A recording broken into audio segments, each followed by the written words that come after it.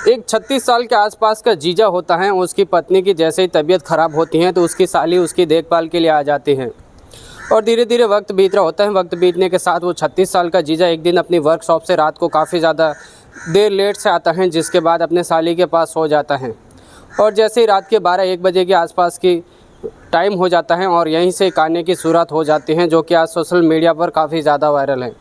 आखिर जीजा साली के बीच में ऐसा क्या हुआ था, पूरी कहानी इस वीडियो के माध्यम से आप सभी को विस्तार से बताऊंगा। नमस्कार, मैं रमजान सैयद और आज की सच्ची घटना जो मैं आपको सुनाने जा रहा हूं।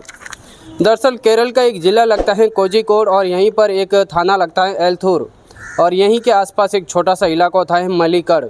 और यहीं के रहने वाले वैशाख, जिनकी उम्र 36 साल के आसपास की होती है, उनकी पत्नी प्रियंका, जिनकी उम्र 30 साल के आसपास की होती है। वैशाख अपने निजी वर्कशॉप के अंदर काम कर रहा होता है और प्रियंका हमेशा अपने घर पर रहकर अपने एक बच्चे का जो है पालन पोषण कर रही होती है।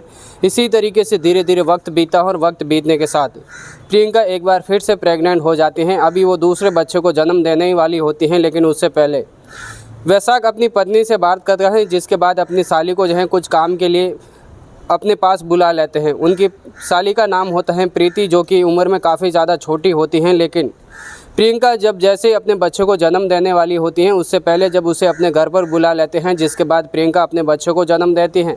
और इसके बाद उसके पीछे जो भी कामकाज होते हैं वो सब कुछ अब जो है उनकी साली प्रीति कर रही होती हैं। टाइम पर खाना देना, कपड़े धोना, सब कुछ काम जो है प्रीति कर रही होती हैं। इसी तरीके से वक्त बीत रहा होता है। लेकिन एक दिन वैशाख जब अपनी वर्कशॉप के अंदर काम कर रहा होता है तो रात को काफ़ी ज़्यादा लेट हो जाता है। लेट होने के बाद जैसे ही वो अपने घर पर आता है तो रात का काफ़ी ज़्यादा टाइम हो चुका था, जिसके बाद जो है वो अपने घर पर आकर सो जाता है। लेकिन वो सोने के वक्त उसको बिल्कुल भी ध्यान होता है कि वो अपनी साली के पास सो रहा है। जैसे ही उनकी साली प्रीति के पास होता है तो प्रीति को इस बात की जानकारी लगती है कि आखिरकार मेरे जीजा जो हैं मेरे पास आकर सो गए हैं। लेकिन प्रीति उस वक्त कुछ नहीं कहती हैं। इसी तरीके से धीरे धीरे वक्त बीत रहा होता है। रात के 12-1 बजे के आसपास का टाइम हो जाता है, जिसके बाद वैशाख की नींद खुलती है तो वैशाख देखता है कि उसके पास उसकी साली सो रही है, तो उसका पैर जो है उसके पैरों पर रखने लगता है। यहाँ पर प्रीति थोड़ा असहमत करती हैं, लेकिन अपने जीजा को वो कुछ नहीं कहती हैं। इसी को लेकर अब जीजा जो है एक पत्नी की तरह उसके साथ रिश्ते बनाने की कोशिश करता है। तो यहाँ पर प्रीति आखिरकार अपने जीजा को कहती हैं कि जीजा तुम ये क्या कर रहे हो, आपकी जो है शादी हो चुकी है, आप उम्र में काफ़ी ज़्यादा मेरे से बड़े हो और आपकी एक पत्नी भी हैं, 2 बच्चे भी हो चुके हैं और फिर भी मेरे साथ इसी तरीके की हरकतें कर रहे हैं। तो वैसा कहता है कि तुम इस बात की चिंता मत करो, तुम जैसे ही बड़ी हो जाऊंगी मैं तुमसे भी शादी कर लूँगा और तुम्हारी दीदी को जो है मैं छोड़ दूँगा। जैसे ये बात प्रीति सुनती हैं तो वो कहते हैं कि क्या तुम सच कह रहे हो या फिर झूठ कह रहे हैं। तो यहाँ पर वैशाख कहता है कि मैं सच कह रहा हूँ और मैं तुमसे वादा करता हूँ कि आखिरकार मैं तुमसे शादी करके रहूँगा और जैसे ही तुम्हारी अच्छी एज हो जाएगी, तुम बड़ी हो जाओगे, तो एक दिन मैं तुमसे शादी करके मैं तुम्हारे साथ ज़िंदगी बिताऊँगा। आखिरकार प्रीति अपने जीजा की बात मान जाती हैं, जिसके बाद दोनों के बीच में रिश्ते बनते हैं। और रिश्ते बनने के बाद जैसे ही अगली सुबह होती हैं तो सब कुछ ठीक ठाक चल रहा होता है, किसी को कानो कान खबर नहीं होती है। और ख़ास करके वैशाख की जो पत्नी होती हैं प्रियंका, उसे बिल्कुल भी अंदाज़ा नहीं होता है कि उसका पति वैशाख जो है मेरी तरह ही जो है दूसरी मेरी बहन के साथ जो है उसके साथ रिलेशन बना रहे हैं। और इसी तरीके से उनका वक्त बीत रहा है। धीरे धीरे वक्त बीतता है और वक्त बीतने के साथ अक्सर प्रीति जो है हमेशा वैशाख के घर पर आया करती थी। अपनी बहन प्रियंका के बहाने से वो उसके घर पर आकर 10-10, 15-15 दिन रुकती थी। और इसी सिलसिले में जब प्रियंका किधर इधर काम के लिए जाती या फिर घर से गायब होती तो वैशाख और प्रीति दोनों जन संबंध बनाते। कभी कभी प्रीति वैशाख के वर्कशॉप पर भी चली जाती थी, वहाँ पर भी संबंध का सिलसिला स्टार्ट होता है। इसी तरीके से इनके रिश्ते बन रहे होते हैं, दोनों एक दूसरे के प्रेम प्रसंग के अंदर आ जाते हैं। और वक्त बीतने के साथ 2026 आ जाता है। एक दिन 24 जनवरी 2026 के दिन प्रीति कुछ काम के लिए वैशाख के घर पर आती हैं, यानी अपनी बहन प्रियंका के घर पर आ जाती हैं। जिसके बाद कुछ दिन वहाँ पर रुकने की कोशिश करती हैं, लेकिन उसी बीच जब एक दिन प्रीति वर्कशॉप पर जाती हैं तो वहाँ पर वैशाख नहीं होता है। और जैसे ही वैशाख घर पर होता है, उसकी पत्नी जब बाज़ार से घर आ जाती हैं और वैशाख कहता है अपनी पत्नी प्रियंका से कि मैं वर्कशॉप पर जाता हूं। जब वो वर्कशॉप पर जाता है तो तुरंत वहां से लौटकर अपने घर पर आता है और अपनी पत्नी प्रियंका से वो कहता है कि यहाँ पर जो है प्रीति मेरे वर्कशॉप के ऊपर जो है फांसी का फंदा लगाकर वो लटक चुकी थी, वहाँ पर मैंने उसको उतारा, जिसके बाद देखा उसे जो है उसकी सांस नहीं चल रही है। आखिरकार प्रियंका और अपनी पति वैशाख के साथ दौड़ती हैं, जिसके बाद वर्कशॉप के अंदर जाते हैं और तुरंत वहाँ से गाड़ी करके जो है उसे हॉस्पिटल लेकर चले जाते हैं। जैसे डॉक्टर प्रीति को देखते हैं तो उसे मृत घोषित कर देते हैं, जिसके बाद वहाँ पर पुलिस भी आ जाती है और पुलिस जो है वो भी जांच पड़ताल में लग जाती है और आखिरकार पुलिस भी देखती हैं कि आखिरकार प्रीति की मृत्यु किस तरीके से हुई है। तो आखिरकार वैशाख पुलिस से कहने लगता है कि इसने जो है मेरे वर्कशॉप के अंदर जो है इसने फांसी लगाकर जो है आत्महत्या कर दी, जिसके बाद मैंने उसे फांसी के फंदे से उतारा और फिर मैं दौड़े सीधा हॉस्पिटल लेकर आया, लेकिन यहाँ पर डॉक्टर ने उसे मृत घोषित कर दिया।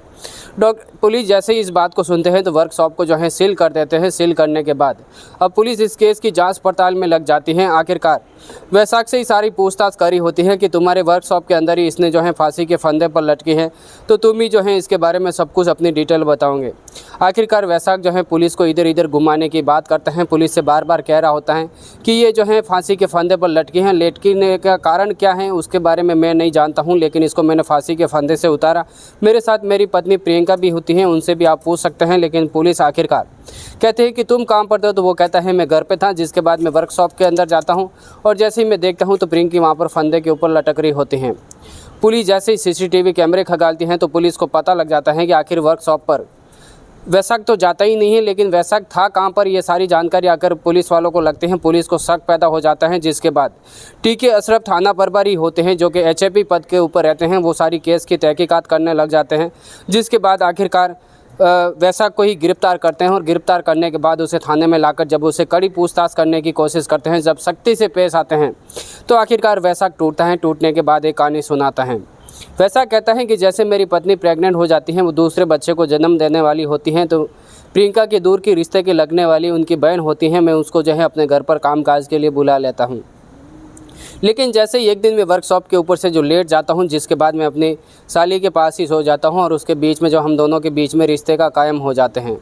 आखिरकार जैसे ही पहली बार रिश्ते कायम होते हैं तो यहाँ पर प्रीति मुझे पूछने की कोशिश करती हैं कि तुम क्या मुझसे शादी करोगे, तो मैं उसके साथ जो है शादी का वादा कर लेता हूँ और इसी तरीके से हमारा वक्त बीत रहा होता है। लेकिन प्रीति अब आए दिन मेरे साथ जो है शादी के बारे में मुझे बार बार बोला करती थी। कुछ मेरे जो हैं ऐसे गंदे वीडियो भी निकाल लेती हैं, जिसके बाद वो कहते थे कि मैं अपनी बहन प्रियंका को भी बताऊंगी और तुम्हें मैं कहीं का भी नहीं छोड़ूंगी, तुम मुझसे शादी कर रहे हो या फिर नहीं कर रहे हैं। इसी बात को लेकर वैसा काफ़ी ज़्यादा परेशान होने लग जाता था, वो काफ़ी ज़्यादा दुखी होने लग जाता और इसी को लेकर एक दिन अपने मन में सोचता है कि आखिरकार प्रीति को जो है इस दुनिया से हटाना ही होगा। आखिरकार एक दिन प्रीति जब वैशाख के घर पर आती हैं तो वो उसके बारे में शादी के लिए बार बार उसे कह रही होती हैं, तो वैशाख उसे समझाने की कोशिश करता है और काफ़ी ज़्यादा इमोशनल होकर उससे बात करता है। वो कहता है कि तुम्हारी बहन प्रियंका को पता चलेगा तो वो मुझसे मेरे से हम दोनों की वो शादी नहीं करने देंगी। तुम्हारे परिवार वालों को भी पता चलेंगे तो वो हमसे शादी करने नहीं देंगे, क्योंकि मैं ऑलरेडी शादीशुदा हूँ और ऐसी ज़िंदगी हम कैसे जिएंगे। मैं तुमसे बहुत ज़्यादा प्यार करता हूँ और इसी को लेकर हम अगर साथ जी नहीं सकते तो साथ मर भी सकते हैं। इसी तरीके की उसके साथ इमोशनल तरीके से बात करता है। तो आखिरकार प्रीति भी उसकी बातों में आ जाती हैं और वो कहते हैं कि हाँ, अगर हम साथ जी नहीं सकते हैं तो साथ मर सकते हैं। आखिरकार वैशाख जो हैं 2 फंदे लटकाते हैं अपने वर्कशॉप के अंदर और प्रीति को लेकर 2 स्टूल लगाता है। प्रीति को भी उस स्टूल पर चढ़ाकर अपने गले में फंदा डाल देते हैं, जिसके बाद वैशाख भी अपने गले में फंदा डाल देता है फांसी का। और इसके बाद दोनों एक दूसरे की कसम खाते हैं और कसम खाने के बाद जैसे ही वो अपने फंदे पर लटकने की कोशिश करते हैं तो सीधा वैशाख जो है षड्यंत्र के अनुसार वो अपने स्टूल से नीचे उतर जाता है, जिसके बाद प्रीति का स्टूल जो है लात मारकर गिरा देता है, जिसके बाद प्रीति वहीं पर फंदे पर लटक जाती हैं। और प्रीति को तभी पता चलता है कि आखिरकार मेरे साथ धोखा हुआ है, वैशाख ने मेरे साथ बेईमानी की है। वैशाख वहाँ से सीधा जो है षड्यंत्र के अनुसार जो है यही चाहता था कि आखिरकार प्रीति जो है अपने आप को जो है आत्महत्या करके मार डाला है। इसी तरीके से वो पुलिस को बताना चाहता था और उसे पता था कि पुलिस मुझे पकड़ नहीं पाएगी, क्योंकि यह आत्महत्या का केस बन जाएगा। अब यहाँ पर जो है प्रीति वो अपना आखिरी दम तोड़ देती हैं, जिसके बाद वो अपनी पत्नी प्रियंका को बुलाकर लाता है और तुरंत गाड़ी में डालकर जब हॉस्पिटल में लेकर जाते हैं और हॉस्पिटल में लेकर जाने के बाद जब डॉक्टर उसे मृत घोषित करते हैं तो वहाँ पर पुलिस भी पहुँच जाती हैं। और यहाँ पर वैशाख चाहता था कि मैं जो है पहले से ही जो है कैमरे की हार्ड डिस्क होती है वर्कशॉप के अंदर उसे मिटाना चाहता था, लेकिन पुलिस पहले ही वहाँ पर जो है एक तरीके से बैरिकेड लगाकर उस वर्कशॉप को जो है पूरा बंद कर देते हैं, अपने कब्जे में कर लेते हैं, जिसकी वजह से वो हार्ड डिस्क हटा नहीं पाता है और उसी से पुलिस को जो है अंदाज़ा लग जाता है, उसी से पता चल जाता है। जिसके बाद अब यहाँ पर जो है वैशाख जो है पूरी तरीके से पुलिस की गिरफ्त में आ जाता है। जिसके बाद एक फॉरेंसिक टीम के अंदर जैसे ही उसकी जो है जांच पड़ताल की जाती है, जैसे ही उसकी रिपोर्ट आती है तो उससे भी खास पता चल जाता है कि वैशाख जो है उसकी जैसे ही वो अपने फंदे पर लटकने के बाद जब इस दुनिया को छोड़कर चली जाती हैं तो उसके साथ भी जो है इतनी ज़्यादा दर्द की करता है कि सारी हदें पार कर लेते हैं। जैसे ही इस फॉरेंसिक टीम को इस बात की जानकारी लगती है कि उसके साथ फिर से जो है मरने के बावजूद भी ऐसी हरकतें हुई हैं, उसके साथ ऐसे हरकतें की गई हैं, सारी हदें पार की गई हैं, तो पुलिस उसके ऊपर गंभीर धाराओं के ऊपर मुकदमा भी दर्ज करती है। साथ में उसके ऊपर पॉक्सो एक्ट की तरह धारा भी लगाई जाती हैं। बहुत ही जल्दी उसकी कोर्ट में पेश किया जाएगा, जिसके बाद उसे हमेशा हमेशा के लिए जेल की सलाखों के पीछे भेजा जाएगा। आज की कहानी सुनाने का मकसद हमें किसी को ठेस पहुंचाना नहीं, किसी को तकलीफ पहुंचाना नहीं, बल्कि आप जहाँ भी रहते हैं सेफ रहिए, सुरक्षित रहिए और सावधान रहिए। चलते हैं कमेंट्स की ओर। तो आदित्य तिलेकर मुंबई महाराष्ट्र से हमारी वीडियो देखते हैं, महावीर चेंबूर मुंबई महाराष्ट्र से, और यश ठाकुर इलाहाबाद उत्तर प्रदेश से हमारी वीडियो देखते हैं। कार्तिक पंड्या बनारस उत्तर प्रदेश से। आप सभी को तहे दिल से धन्यवाद। इसी तरह की सच्ची क्राइम की कहानियाँ हर रोज़ सुनना चाहते हैं तो इस वीडियो को लाइक और चैनल को सब्सक्राइब करना बिल्कुल भी मत भूलना। मिलते हैं आपसे अगली वीडियो के अंदर, तब तक के लिए दीजिए हमें इजाज़त। जय हिंद, जय जवान।